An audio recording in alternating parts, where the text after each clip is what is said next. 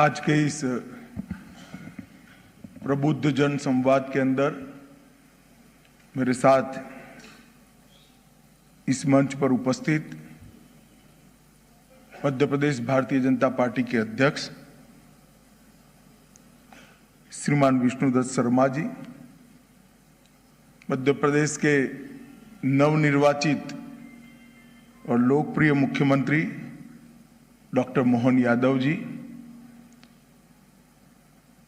मध्य प्रदेश के भूतपूर्व मुख्यमंत्री और भाजपा के वरिष्ठ नेता श्रीमान शिवराज सिंह जी चौहान जी, हमारे दोनों उप मुख्यमंत्री श्रीमान जगदीश देवड़ा जी, श्रीमान राजेंद्र शुक्ल जी, और आज इस कार्यक्रम के केंद्र बिंदु मध्य प्रदेश की राजधानी भोपाल के अंदर आए हुए सभी प्रबुद्ध जन भाइयों बहनों, आप सभी का मैं भारतीय जनता पार्टी की ओर से हृदय से स्वागत करता हूं। मित्रों, 2024 का वर्ष एक प्रकार से समग्र विश्व के अंदर लोकतंत्र के पर्व का वर्ष। विश्व की 40% आबादी अपने यहां चुनाव के अंदर जा रही है। कई राज्यों के चुनाव हो गए, बांग्लादेश का हो गया, पाकिस्तान का हो गया, खैर जैसा होना था वैसा हो गया। कई राज्यों के चुनाव होने हैं, इसमें भारत भी चुनाव के इसी वर्ष में चुनाव के अंदर जाएगा। 100 करोड़ के मतदाता का संघ अपना मत प्रदर्शित करेगा कि अगले 5 साल तक इस देश के शासन की धुरा किस व्यक्ति के हाथ में रहेगी, किस पार्टी के हाथ में रहेगी, किस विचारधारा के हाथ में रहेगी। ये तय करने के लिए 2024 का वर्ष हम सबके सामने है। और भारतीय जनता पार्टी जब से भारतीय जनसंघ के रूप में बनी, भाई सारे फोटोग्राफर साइड पर हो जाओ, जरा सारे लोग इधर उधर हो जाओ, कोने में से जो लेना है वो लोग साइड पर हो जाओ भाई। ओ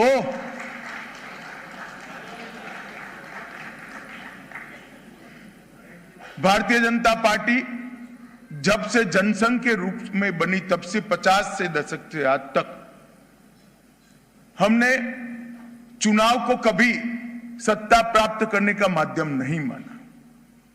हमने चुनाव को लोकतंत्र के उत्सव के रूप में स्वीकारा है, लोकतंत्र के उत्सव के रूप में माना है और लोकतंत्र के उत्सव के रूप में मनाया है। हमने चुनाव को जनसंपर्क का जरिया माना है। हमने चुनाव को हमारे सिद्धांतों को जनता के पास, हमारी विचारधारा को जनता के पास ले जाने का एक जरिया माना है। और हमने चुनाव को जब हम सत्ता में होते हैं तब हमारी उपलब्धियों का हिसाब किताब देने का भी एक जरिया माना है। और इसी के तहत देश भर के हर लोकसभा क्षेत्र के अंदर भारतीय जनता पार्टी का कोई न कोई नेता जाकर जनता का भी संपर्क करता है, कार्यकर्ताओं का भी संपर्क करता है और प्रबुद्ध जन का भी संपर्क करता है। आज मेरे 3 कार्यक्रम लगाए थे। एक कार्यक्रम सार्वजनिक कार्यक्रम था, एक कार्यक्रम कार्यकर्ताओं के साथ बैठक थी और आज तीसरा कार्यक्रम आप सब प्रबुद्ध जनों के साथ मेरा संवाद हो रहा है।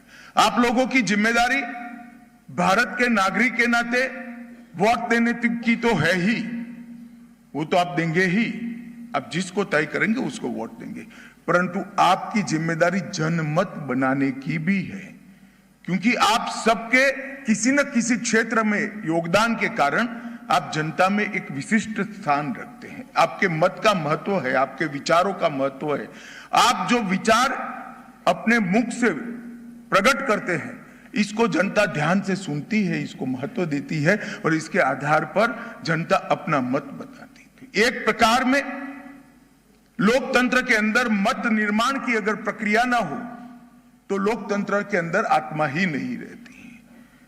दुर्भाग्य से हमारे देश में आजादी के बाद बड़े बड़े 60 के दशक के बाद लोकतंत्र के जितने भी चुनाव हुए इसका एनालिसिस करें, इसका विश्लेषण करें, तो एक बात उड़कर सामने आती है कि सारे चुनाव जातिवाद, परिवारवाद, तुष्टीकरण और भ्रष्टाचार से लिप्त रहे। कहीं न कहीं जातिवाद से जनमत को प्रभावित किया गया, कभी परिवारवाद से जनमत को प्रभावित किया गया, कहीं तुष्टीकरण से जनमत को प्रभावित और संग्रहित किया गया, और कहीं भ्रष्टाचार के बनाए हुए पैसों से जनमत को कलर्ड करने का प्रयास किया गया। हमारे देश का लोकतंत्र ये चार नासुरों के बीच में बटा रहा, जातिवाद, परिवारवाद, तुष्टीकरण और भ्रष्टाचार। नरेंद्र मोदी जी ने 10 ही साल के अंदर चारों नासुरों को समाप्त कर जातिवाद, परिवारवाद, भ्रष्टाचार और तुष्टीकरण की जगह पॉलिटिक्स ऑफ परफॉर्मेंस का स्थापना किया, और आज देश सच्चे लोकतंत्र की दिशा में जा रहा है। देश का जनादेश ना जातिवाद से प्रभावित होना चाहिए, ना तुष्टीकरण से प्रभावित होना चाहिए, ना परिवारवाद से युक्त होना चाहिए, ना भ्रष्टाचार के पैसों से जनादेश को खरीदा जा सकता है। ये चारों चीजों को मोदी जी ने बहुत लंबे समय के बाद दूर कर दी, और आज दो खेमे पड़े, जैसे महाभारत के युद्ध में दो खेमे पड़े थे, एक और पांडवों का खेमा था और एक और कौरवों का खेमा था। एक और मोदी जी के नेतृत्व में भारतीय जनता पार्टी देशभक्तों की टोली जैसी पार्टी खड़ी है, और दूसरी ओर 7 परिवारवादी पार्टियों का एक गठबंधन खड़ा है। ये कौन है इंडिया गठबंधन? कौन है इंडी गठबंधन? कौन है घमंडिया गठबंधन? जिनको घमंड है, अभिमान है अपने परिवार पर, जो नहीं मानते हैं कि देश में गरीब चाय बेचने वाले का बेटा देश का प्रधानमंत्री बने, देश का प्रधान सेवक बने। वो ऐसा मानते हैं कि प्रधानमंत्री पद धाती है उन लोगों की जो एक परिवार में, बड़े परिवार में जन्म लेते हैं। पूरे 7 पार्टियों का एनालिसिस करिए। सोनिया गांधी अपने बेटे को प्रधानमंत्री बनाना चाहती हैं, शरद पवार जी अपनी बेटी को मुख्यमंत्री बनाना चाहते हैं, ममता बनर्जी अपने भतीजे को मुख्यमंत्री बनाना चाहते हैं, लालू जी अपने बेटे को मुख्यमंत्री बनाना चाहते हैं, स्टालिन भी अपने बेटे को मुख्यमंत्री बनाना चाहते हैं, और मुलायम सिंह जी के बेटे मुख्यमंत्री बनकर फिर से मुख्यमंत्री बनना चाहते हैं। अब जो लोग, ये 7 पार्टियां एक प्रकार से अपने परिवार के हितों के लिए काम करने वाली है। मैं आज भोपाल के प्रबुद्धजनों से बात करने आया हूं कि परिवार के हितों की जो बात करते हैं, जो अपने बेटे, बेटी, भतीजे, भतीजियों को मुख्यमंत्री, प्रधानमंत्री बनाना चाहते हैं, वो भारत के गरीब की चिंता नहीं कर सकते, भारत की चिंता नहीं कर सकते, भारत को विश्व को सम्मान नहीं दिला सकते। भारत को विश्व में सम्मान वो ही व्यक्ति दिला सकता है जिसका जीवन का क्षण क्षण और शरीर का कण कण मां भारती को समर्पित हो, भारत को समर्पित। ये जो आने वाले दिनों में पसंदगी करनी है देश को, ये 2 ताकतों के बीच में पसंदगी करनी, जो अपने परिवार के लिए जीते हैं और जो देश के लिए जीते हैं और मरते हैं, दोनों के बीच में पसंदगी करती। 10 साल यूपीए के और 10 साल एनडीए के। मेरा आग्रह है, आप सब प्रबुद्धजन, आंकड़े अब छिपे नहीं हैं, पारदर्शिता का जमाना है, ऑनलाइन सारी इंफॉर्मेशन उपलब्ध है, आप डाउनलोड करिए, आप स्वयं कंपैरिजन करिए। 10 साल में 12 लाख करोड़ के घपले, घोटाले, भ्रष्टाचार, हर रोज एक भ्रष्टाचार, 2G, 4G। आप खेल देखो तो भ्रष्टाचार, सेना देखो भ्रष्टाचार, एयरबेस देखो तो भ्रष्टाचार, पनडुब्बी में भ्रष्टाचार, हेलीकॉप्टर में भ्रष्टाचार, अंतरिक्ष में भ्रष्टाचार, पाताल में कोयले की खदानों में भी भ्रष्टाचार। आकाश, पाताल, सागर, अंतरिक्ष, सभी जगह भ्रष्टाचार कर कर ये 10 साल शासन किया, और नरेंद्र मोदी पर 10 साल में 4 आने के भी भ्रष्टाचार का कोई आरोप नहीं कर सकता। इस प्रकार का शासन, ये दोनों के बीच में हमने किस प्रकार का शासन था? देश असुरक्षित था, देश की माताएं, बहनें, बच्चियां असुरक्षित महसूस करती थी, देश की सीमाएं सुरक्षित। आए दिन पाकिस्तान से आकर लोग बम धमाके कर कर भाग जाते थे, पेट का पानी नहीं हिलता था, चुपचाप रहते थे वोट बैंक की लालच में। हजारों लाखों करोड़ के घपले घोटाले करे, अर्थतंत्र रसाताल में गया था, देश का सम्मान पाताल तक नीचे गया था। और ये 10 साल में क्या हुआ? एक भी भ्रष्टाचार का आरोप नहीं है, किसी की हिम्मत नहीं है भारत की सीमाओं के सामने आंख उठा कर दी। और अगर किसी ने करा, किसी ने हिम्मत करी भी, तो सर्जिकल स्ट्राइक और एयर स्ट्राइक कर इनके घर में घुसकर आतंकवादियों को समाप्त करने का काम। अर्थतंत्र आजादी के बाद सबसे ज्यादा ऊपर उठा हुआ दिखाई पड़ता है। अटल जी 11वें नंबर पर छोड़कर गए थे। 10 साल इन्होंने शासन किया, इन्होंने देश का ऊपर एक उपकार कर दिया। 11वें नंबर से 12वें नंबर पर नहीं गए, देश दुनिया के 11वें नंबर के अर्थतंत्र पर जस का तस पड़ा रहा। 10 साल के अंदर मोदी जी ने 11वें नंबर से 5वें नंबर पर लाने का काम किया और देश के अंदर आर्थिक विकास किया। और मैं आपको विश्वास दिलाता हूं मित्रों, ये मोदी जी की गारंटी है। तीसरा जनादेश दे दीजिए, देश दुनिया में तीसरे नंबर की अर्थव्यवस्था बन पाएगा। कोई नहीं। देश को सुरक्षित करने का काम मोदी जी ने किया, भ्रष्टाचार को समाप्त करने का काम किया है, विकास के रास्ते पर द्रुत गति से देश को आगे ले जाने का काम नरेंद्र मोदी जी ने किया है। लद्दाख से लक्षद्वीप तक, पूर्वोत्तर से पंजाब तक, किसान से विज्ञान तक, सेल्फ हेल्प ग्रुप से लेकर स्टार्टअप तक और सहकारिता से स्पेस तक, हर क्षेत्र के अंदर नए आयाम भी गढ़े हैं, नई नीतियां भी बनाई है और नीतियों को जमीन पर उतारने का काम भी नरेंद्र मोदी सरकार ने किया। मनमोहन सिंह जी की सरकार को कहते थे पॉलिसी पैरालिसिस हो गया है। नरेंद्र मोदी जी ने 40 प्रकार की नीतियां बनाई और नीतियां भी कैसी बनाई, नीतियों को एक एक उठाकर देखिए। मेरा आप सबसे आग्रह है, एक बार नई शिक्षा नीति को आप देख लीजिए। 30 साल के बाद इस देश की नई शिक्षा नीति मोदी जी लेकर आए हैं। ये हर नीति, कोई भी नीति उठाकर देखिए, देश की मिट्टी, देश का ढंग, देश की हवा और देश का रंग, ये चारों अपनी नीतियों में मिलेगा। कहीं गुलामी की निशानी नहीं। मोदी जी ने इस देश को गुलामी की निशानियों से मुक्त करने का काम किया है। मोदी जी ने इस देश में से हीन भाव दूर करने का काम किया है। भारत सब कुछ कर सकता है, भारत विश्व में सर्वप्रथम बनने के लिए है और यही स्थान, इस स्थान पर अधिकार अगर किसी एक देश का है तो भारत का है। ये आत्मविश्वास बनाने का काम नरेंद्र मोदी जी ने किया। हम दुनिया की सबसे पुराना लोकतंत्र है और हम दुनिया का सबसे बड़ा लोकतंत्र है। हमारा दायित्व है कि लोकतंत्र के इस महान पर्व के अंदर हम जनादेश को पूरी सूझबूझ के साथ बनाएं। हम किसी नेता या किसी पार्टी के खोखले वादों के आधार पर न जाएं।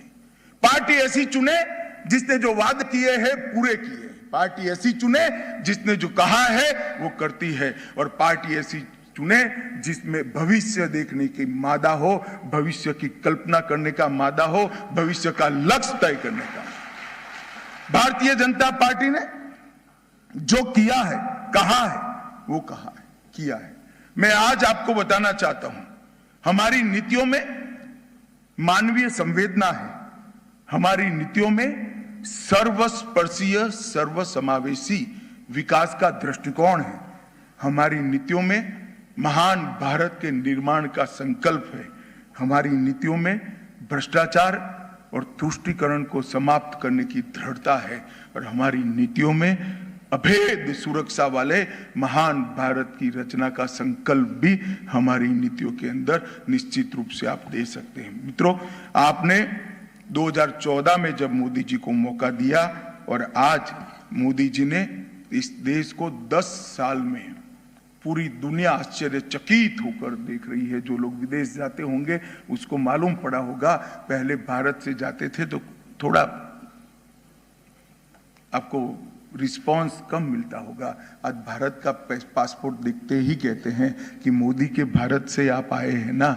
ये परिवर्तन दुनिया के अंदर एक 10 साल में, ये 10 साल के अंदर मोदी जी ने देश को भ्रष्टाचार से मुक्ति दी है, जातिवाद से मुक्ति दी है, परिवारवाद से मुक्ति दी है, तुष्टीकरण से मुक्ति दी है, इंफीरियरिटी कॉम्प्लेक्स से मुक्ति दी है। आज हम अपनी भाषा में पर पूरे विश्व में गौरव के साथ बोलते हैं। मोदी जी दुनिया में किसी भी वैश्विक सम्मेलन में जाते हैं तो सीना चौड़ा कर कर हिंदी में बोलते हैं, पूरी दुनिया उनको सुनती है। ये गौरव आज मोदी जी ने देश को दिया है। देश को आतंकवाद से मुक्ति दी है, देश को उग्रवाद से मुक्ति दी है और देश को गुलामी के प्रतीकों से मुक्ति की है। कांग्रेस ने हर चीज का विरोध करने का तय किया है।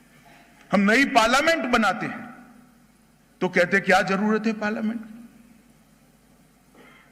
किंग पंचम जॉर्ज ने बनाया हुआ राजमार्ग है जो अंग्रेजों की गुलामी का प्रतीक था, वो राजमार्ग की जगह कर्तव्य पथ बनता है और वहां किंग पंचम जॉर्ज की जगह सुभाष बाबू का पुतला लगता है तो भी ये विरोध करते हैं। मित्रों, 2014 से 24 साहसिक फैसलों, दूरगामी निर्णयों और उज्जवल भविष्य के संकल्प का 10 साल है। मैं आज आपको बताने आया हूं, हमने संकल्प रखा था देश के सामने, हम इस देश में से धारा 370 को हटाकर समाप्त कर देंगे। मैं तो बड़ी युवा अवस्था में कार्यकर्ता बना था, मुझे भी लगता था कि हम नारा तो लगा रहे हैं, जहां हुए बलिदान मुखर्जी वो कश्मीर हमारा है, मगर धारा 370 कैसे हटेगी। और देखते देखते देखते मोदी जी ने 5 अगस्त 2019 को धारा 370 को समाप्त कर दिया। दुनिया के कोई देश में 2 संविधान नहीं हो सकते हैं, 2 प्रधानमंत्री नहीं हो सकते हैं, 2 ध्वज नहीं हो सकते हैं। कांग्रेस ने इसको तुष्टीकरण की राजनीति के तहत 70 साल तक चलाया। मोदी जी ने दृढ़ इच्छा शक्ति से उसको उखाड़ कर फेंक दिया। आज हमारा कश्मीर भारत माता का मुकुटमणि बनकर समग्र विश्व के सामने तिरंगे के साथ 30 साल के बाद वहां थिएटर चालू हुए। 30 साल के बाद लाल चौक पर जन्माष्टमी मनाई जाती है। 30 साल के बाद वहां मोहर्रम का जुलूस निकला है और 30 साल के बाद देश के और दुनिया के कोनों कोनों से 2 करोड़ यात्री सुख और शांति के साथ आज कश्मीर का लुत्फ उठा रहे हैं। पड़ोसी देशों से आए हुए हिंदू नागरिक जो पाकिस्तान से शरणार्थी बनकर आए, बांग्लादेश से शरणार्थी बनकर आए, अफगानिस्तान से, उनके लिए 2 ही विकल्प थे, या तो अपना धर्म छोड़े, परिवार की महिलाओं को अपमानित करे, या फिर अलग धर्म में चले जाए। वो भारत की शरण में है। उनको नागरिकता देने का देश की आजादी के वक्त वादा था, जो वहां से आएगा उसको हम नागरिकता देंगे। हिंदू, बौद्ध, सिख, जैन, ये सारे लोगों को नागरिकता देने का वादा 70 साल से समाप्त नहीं होता था। मोदी जी ने सीएए लाकर 1 करोड़ों लोगों को नागरिकता देकर आजादी के समय का वादा हमने समाप्त किया। ट्रिपल तलाक इस देश पर एक कलंक था। इस देश की मुस्लिम माताओं बहनों को अधिकार नहीं मिलता था। कोई भी व्यक्ति उनको अपमानित कर आधी रात को घर से बाहर निकाल देता था। उनके आने वाले जीवन की कोई व्यवस्था नहीं थी। मोदी जी ने ट्रिपल तलाक को भी समाप्त कर दिया। बैंक के बैलेंस शीट सुधरी है। पहले फोन पर बैंकिंग चलता था, अब कागज पर बैंकिंग चलता है, मेरिट्स में बैंकिंग चलता है। भारत की बैंकों के शेयर दुनिया की सभी बैंकों में टॉप पर है। ऐसी बैंकिंग व्यवस्था ये 10 साल के अंदर बनाई। किसानों के लिए स्वामीनाथन आयोग की नीतियों को हमने माना, 150% तक एमएसपी का रेट तय किया और 1 रैंक 1 पेंशन का मसला भी हमने समाप्त कर दिया।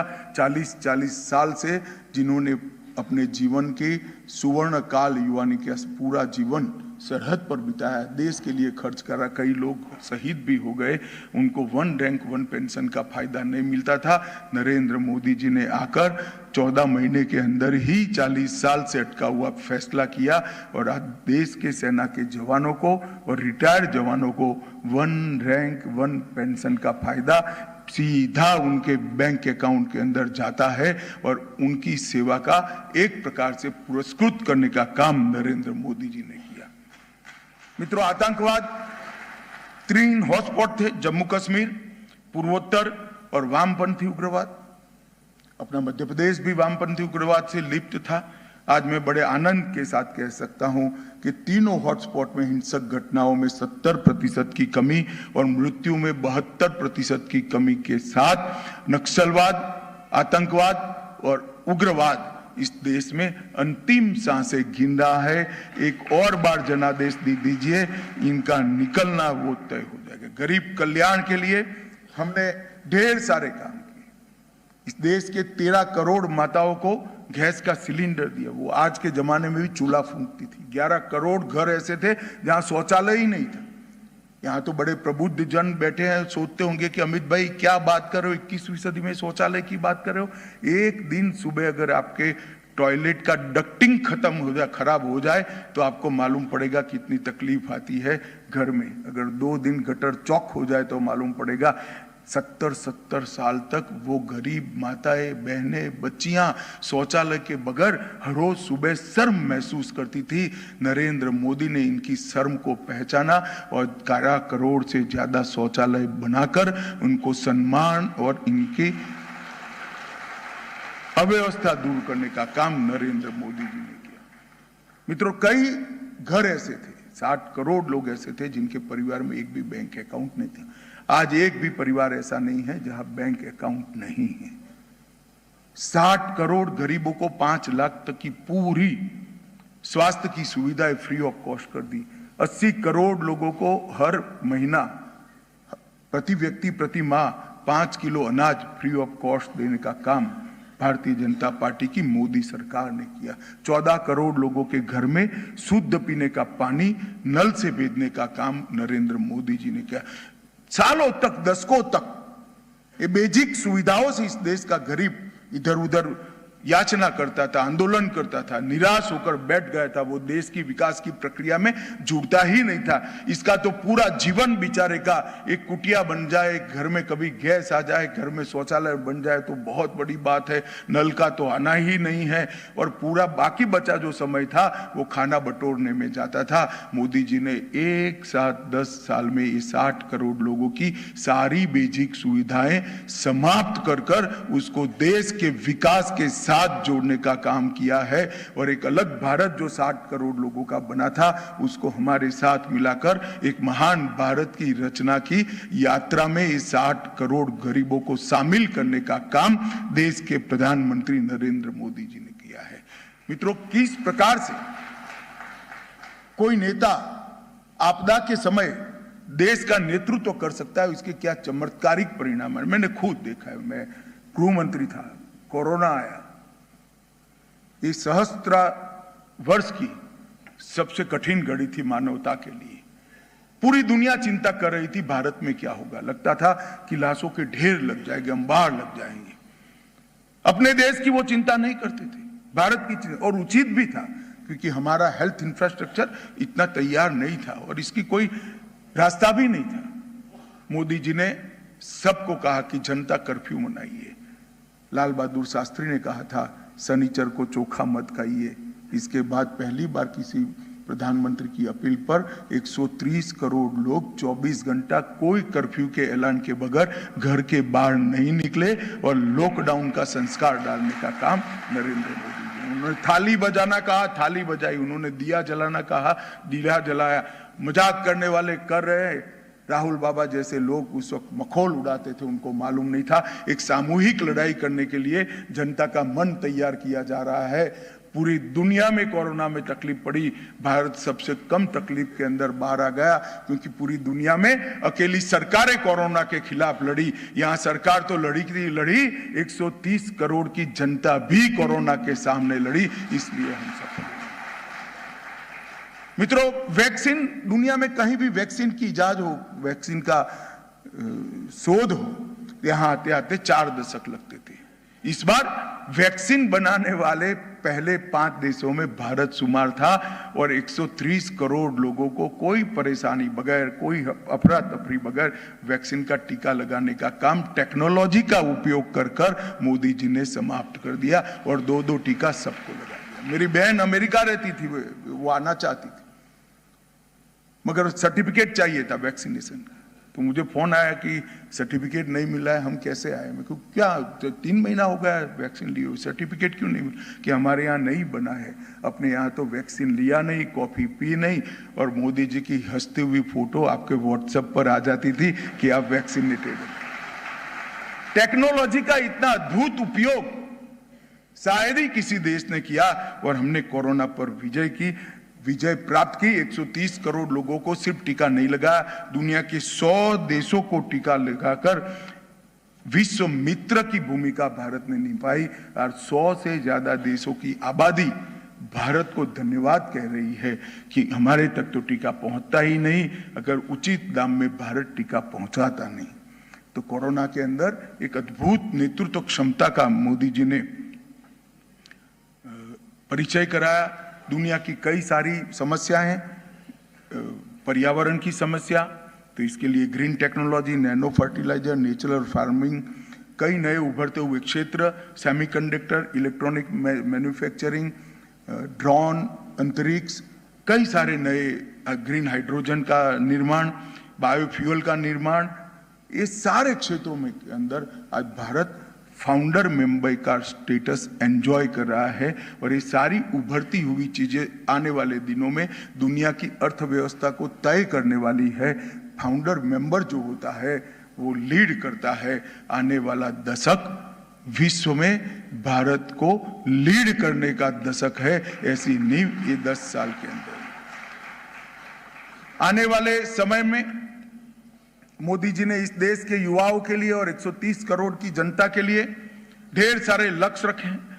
2027 तक $5 ट्रिलियन की अर्थव्यवस्था बनना, विश्व की तीसरी बड़ी अर्थव्यवस्था बनना, 2030 तक $2 ट्रिलियन का एक्सपोर्ट करना, 2035 तक अंतरिक्ष में स्पेस सेंटर बनाना, 2036 में भारत में ओलंपिक होस्ट करना, 2040 तक चंद्रमा पर मनुष्य भेजना और 2047 में संपूर्ण विकसित राष्ट्र होकर भारत माता को विश्व गुरु के स्थान पर प्रस्थापित करना।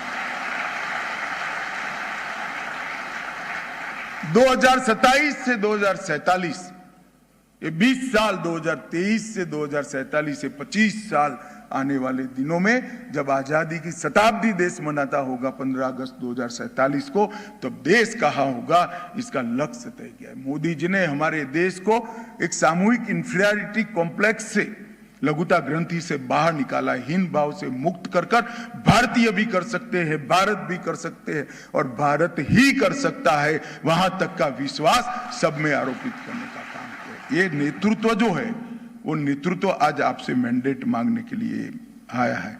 मित्रों, मैं एक बात जरूर कहना चाहूंगा, ये सबसे पुरानी सांस्कृतिक विरासत वाला हमारा देश, इस देश की कल्पना संस्कृति के बगैर हो नहीं सकती। अगर हम दुनिया भर में सबसे विकसित राष्ट्र बनते हैं मगर हमारी सांस्कृतिक विरासत खो देते हैं तो हमने कुछ नहीं प्राप्त किया है, ये हम सब जानते हैं। मगर हमारे सांस्कृतिक विरासत को कांग्रेस ने तुष्टीकरण की राजनीति से एक प्रकार से दिमक खा जाए इस तरह से सांस्कृतिक विरासत को उन्होंने अपमानित किया था। 500 साल से अयोध्या में राम मंदिर के निर्माण की चर्चा चलती थी। देश के आजादी के 70 साल हो गए, करोड़ों लोग चाहते थे कि इस देश में अयोध्या में गौरवपूर्ण राम मंदिर बने और प्रभु श्री राम अपने भव्य मंदिर के अंदर विराजे। कांग्रेस पार्टी ये मुद्दे को अटका रही थी, लटका रही थी, भटका रही थी। नरेंद्र मोदी जी ने पूर्ण लोकतांत्रिक तरीके से सुप्रीम कोर्ट के आदेश से इसका भूमि पूजन भी किया और 22 जनवरी 2024 को इसकी प्राण प्रतिष्ठा कर रामलल्ला को अपने घर में, ये बहुत बड़ा क्षण, हम सब भी जाएंगे। मगर मैं आपको कहने आया कि 10,000 साल के इतिहास में जिसकी ये पल का संज्ञान लिया जाएगा, ऐसा महान पल हम सबके जीवन में देखने का सौभाग्य हमें दिया। गुलामी की मानसिकता को भी हटाया, गुलामी के चिन्ह को भी हटाया। हमारी संसद, हम जब पार्लियामेंट अब आजाद हुए तब पवित्र सेंगोल को हमारे आजादी के प्रतीक के रूप में जवाहरलाल जी के हाथ में दिया गया था, जिसको न्याय दंड कहते हैं। मोदी जी ने पवित्र सेंगोल को म्यूजियम से उठाकर फिर से एक बार पार्लियामेंट के अंदर प्रस्तापित कर इसको सम्मान देने का काम किया। राजपथ को कर्तव्य पथ में बदला, 130 करोड़ लोगों का कर्तव्य ही इस देश को महान बन सकता है। इस देश में अब कोई राजा नहीं है, राजा अगर कोई है तो 130 करोड़ की जनता है। बाबा विश्वनाथ का कॉरिडोर काशी में बनाया, उज्जैन में महाकाल लोक बनाया, करतारपुर कॉरिडोर बनाकर एक बहुत बड़ी गलती को सुधारने का काम किया। हमारे सिख भाई हम सब दूरबीन से करतारपुर साहिब को देखते थे, आज हंसते हंसते जो बोले सो निहाल के नारे के साथ वहां जाकर मत्था टेक कर आते हैं। ये गौरव भी मोदी जी ने दिया। कुपवाड़ा में शारदा मंदिर की स्थापना कर फिर से कश्मीर में शारदा पीठ की स्थापना की और 21 जून को विश्व योग दिन बनाकर 21 जून को समग्र विश्व में दवाई बगैर का मानव जीवन, शरीर, मन और आत्मा के बीच में एकीकरण, हमारे ये महान विज्ञान को मोदी जी ने पूरे विश्व के सामने रखा और आज पूरा दुनिया योग के टीचरों को यहाँ से मंगा रही है, योग सीख भी रही है और पूरे विश्व के कल्याण का रास्ता भारत ने यही 10 साल के अंदर प्रशस्त किया। यही 10 साल के अंदर एक देश एक कर, 1 कंट्री 1 टैक्स, जीएसटी को लाने का काम किया। यही 10 साल के अंदर हमने डायरेक्ट बेनिफिट ट्रांसफर को इंट्रोड्यूस करा। यही 10 साल में नई संसद बनाई और यही 10 साल के अंदर देश की माताओं बहनों को विधानसभा और संसद में 33% रिजर्वेशन देकर नीति निर्धारण में उनको हिस्सेदार बनाने का काम हमने किया। यही 10 साल के अंदर हमने लोकतंत्र को नीचे तक पहुंचाया और यही 10 साल के अंदर लोकतंत्र का शुद्धिकरण, जो मैंने आगे कहा, परिवारवाद, जातिवाद, भ्रष्टाचार और तुष्टीकरण से मुक्त चुनाव की कल्पना को हमने सफल करने का काम किया। कांग्रेस पार्टी और इंडिया अलायंस, कोई कांग्रेस पार्टी के सांसद कहते हैं उत्तर भारत और दक्षिण भारत देश के 2 टुकड़े कर दीजिए और कांग्रेस पार्टी चुप रहती है। मुझे कई बार होता है कि जिस पार्टी का नेतृत्व सरदार पटेल, मौलाना आजाद और महात्मा गांधी ने किया, वो पार्टी को क्या हो गया है? वो अपने आप को इस बयान से दूर भी नहीं करते हैं। अब कैसे कह सकते हो इस देश के 2 टुकड़े हो? मैं आज भोपाल के प्रबुद्धजनों की चिंता मत करिए, किसी की हिम्मत नहीं है इस देश के टुकड़े करने की, क्योंकि यहां नरेंद्र मोदी की भारतीय जनता पार्टी की सरकार है। इस संकल्प के साथ हम राजनीति में है, रहेंगे और पहले भी इसी के लिए किया था। कोई भी पार्टी का परिचय मित्रों उसके कार्यक्रमों से होता है। कांग्रेस के कार्यक्रम क्या है? तो चुनाव जीतने के वक्त यात्रा निकलना, अपने परिवार के नए व्यक्ति को सेट करना। भारतीय जनता पार्टी ने आजादी के बाद क्या कार्यक्रम लिया?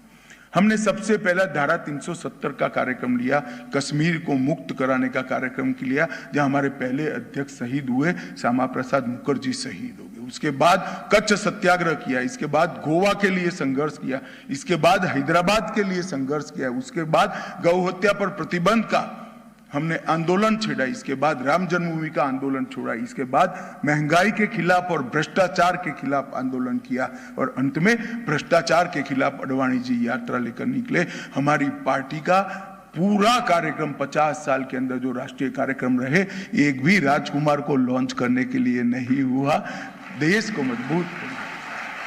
और ये लोग एक ही व्यक्ति को, मैं तो सिर्फ 20 साल की बात करता हूं, 20 साल में हर बार नए लुक के साथ राहुल गांधी को लॉन्च करते, मगर ये रॉकेट होता है ऐसा है जो लॉन्च होता ही नहीं है, हर बार वापिस आ जाता है और वही रॉकेट को लेकर फिर से निकले हैं।